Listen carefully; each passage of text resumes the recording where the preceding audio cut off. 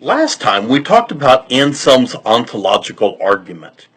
We put up the premises and, of course, the conclusion that God exists. In fact, we could actually go further and say God necessarily exists. Because if this argument is sound, it would mean that God has to exist, that there's no possible world in which God would not exist. God exists out of necessity, we might say. He must exist.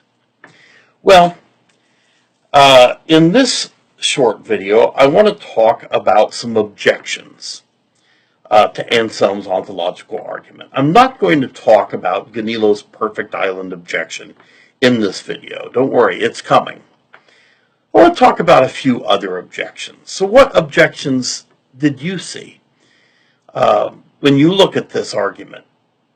Does it compel you to believe that God exists? If you are on the fence, does this convince you? As I said, I find this argument to be very beautiful, but somehow unconvincing. I think that there's something wrong with it. But it's tough to put my finger on what is wrong with it, if there is anything. Let's look at it again. So premise one is a definition. God is defined as the greatest possible being. So far, it seems all right. I mean, we have the right to stipulate a definition. We have the right to define our terms. Doing so does not mean that the thing that we have defined exists or is even possible. We could say Ralph is the largest possible integer. That's fine. We can define our term. Doesn't mean that a Ralph exists or could even possibly exist. The greatest possible integer couldn't be a thing. That's all right. We could still define it so that we could talk about what we mean and then say that's impossible. Premise two. Premise two sounds funny, and it looks as though it's related to premise one in some way, but I promise, premise two is its own unique and substantive premise. It cannot be derived from premise one. What premise two is doing is saying, hey, that thing that we just defined in premise one, it's possible. That is to say, it's logically possible. There's no contradiction in terms. So last time, we made the distinction between logical and practical possibility. This is an important distinction that you should have in your notes. You never know when this one might come up again. Wink, wink. Something is logically impossible if it's a contradiction in terms, if it couldn't possibly be. The largest possible integer is a contradiction in terms. A round square is a contradiction in terms. Bowling a 301 game is a contradiction in terms. Me running a 2-minute mile is practically impossible. There's no way I could do it. It would completely violate the laws of nature. But it's not a contradiction in terms. There's no logical inconsistency. It's just violates physical laws. God could make me do it. It would be a miracle. That's what a miracle is. God or some other supernatural being violating the laws of nature. So, premise two. All it says is that thing that we defined a second ago is logically possible. It could exist. That's it. That's what we have so far. One more premise, and supposedly we have the existence of God. Let's see it. Premise three. Existence in reality is a great-making quality. What? It's a weird premise, I'll give you that. It's a very strange premise. It's saying that something that exists in reality is greater than something that merely exists in the imagination. Santa Claus, great, but Santa Claus that exists in reality, much greater, right? anything that exists in reality is greater, in some sense, magnitude or power or something, than something that merely exists in the imagination. Now, God, as the greatest possible being, has all the great-making qualities. And if existence in reality is a great-making quality, then God, by definition, has that quality or property. Therefore, God exists. Unless, of course, he's not a possible being, but premise 2 assures us that he is. Well, let's talk about a few objections. What objections do you have?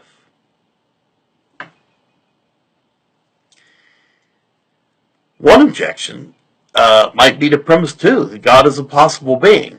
Of course, if premise 2 is false, then not only does God not exist, but God couldn't possibly exist, because that would make God logically impossible, right? Nothing that's logically impossible could exist. A round square couldn't possibly exist. So is justice a great-making quality? Is mercy a great-making quality? Can a being be perfectly just and perfectly merciful at the same time? Well, if not, maybe we have a problem. Maybe premise 2 is false. I don't think there is a problem. I think maybe we could have the perfect balance of justice and mercy. Anselm himself had a unique solution to the problem in his essay, Why God Became Man. This is one of the explanations for the Trinity, right? God the Father has one role, and everybody is a sinner, and the cost of sin is death. But God the Son is a redeemer, and by his sacrifice, everybody is redeemed and saved. And so God the Father is able to show perfect justice, and the Son is able to show perfect mercy, right? So, well, anyway, that's just one of many possible objections. Here's another one. Maybe there's a fallacy. What's a fallacy? Well, a fallacy is a mistaken reasoning of some kind. There's loads and loads of fallacies that make what looks like a perfectly good argument, in this case, what looks to be a valid, sound argument, not a good argument. In this case, let's look at an equivocation. Here's what an equivocation is all about. Let's look at an example first. Okay, premise 1. People who support a representational government are called Democrats. Premise 2, Republicans are not Democrats. Therefore, Republicans don't support a representational government. Well, at this moment in time, not all of them do, but of course some do. That's certainly not the case, but there's something else going on. There's something else important going on. What's the fallacy? The issue is that this word here, Democrats, small d, and this word here, Democrats, big D, are not the same word. They look like the same word, but they're not the same word. In the first premise, Democrat means someone who believes in democracy. In the second, we mean members of the Democratic Party. Now, is that what's happening in our argument? Let me go back, sorry. Is that what's happening in Anselm's ontological argument? Is he equivocating? Maybe greatest here and great here mean different things. I'm not sure. Sometimes I think that greatest here means a lot more than great here, but I think maybe it's okay because great here down in premise 3, sometimes I think that's a subset of what he means in premise 1, and so maybe it's okay. In any case, it's possible that there's an equivocation going on that would render this a bad argument. Or maybe there's another kind of fallacy. Maybe he begs the question. This is also called circular reasoning. Here's a very quick and dirty example. All lawyers are rich, therefore all attorneys are wealthy. There we're just stating the same thing. The premise says the same thing as the conclusion.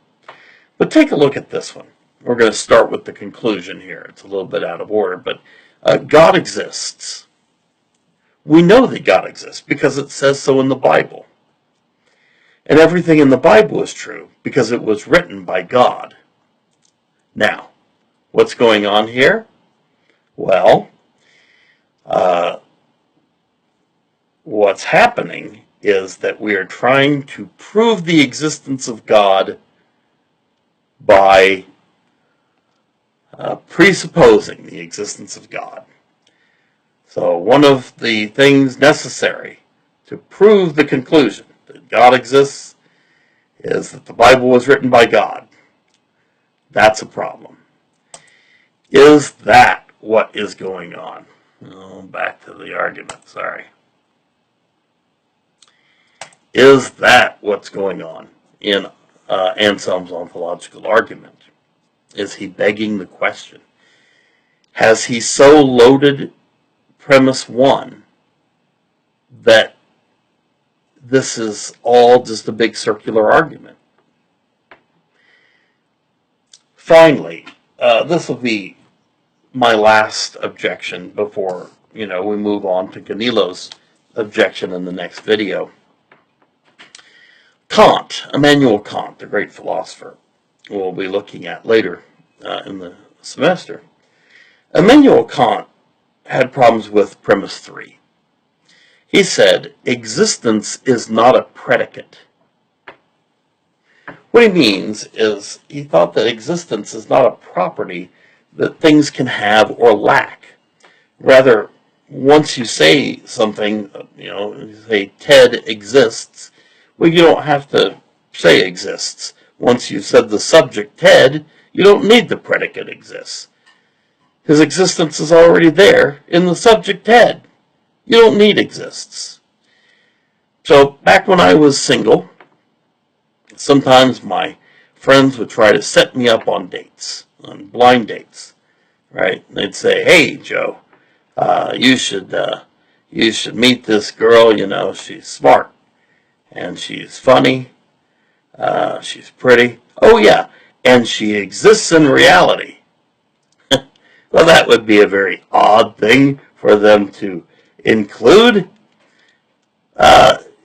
It's taken for granted that she exists in reality. Although I guess that would have been something, a great making quality. It would make her greater than my then girlfriend who existed only in my imagination. Whatever.